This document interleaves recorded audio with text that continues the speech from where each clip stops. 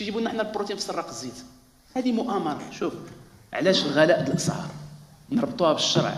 يقول النبي صلى الله عليه وسلم في الحديث الذي اخرجه الامام ابن ماجه في سننه بسند المتصل الى ابن عمر، قال ابن عمر: كنت عاشر عشرة رهط عند رسول الله فاقبل علينا بوجهه فقال: يا معشر المهاجرين 5 اذا ابتليتم بهن واعوذ بالله ان تدركوهن. نذكر لك علاش غلاء الاسعار: وما لم تحكم ائمتهم بما انزل الله الا ابتلاهم الله بالسنين وشده المؤنه وجور السلطان. هما تيدقدقوا في عباد الله كيف ما بغاو. بنت مراهقه، بنت بشار الاسد، كتكتب على التويتر: لا تسمحوا للمساعدات الانسانيه ان تدخل الى مناطق المعارضه السوريه ديال باك سوريا. الارض ارض الله كما قال النبي صلى الله عليه وسلم، والعيال عيال الله. من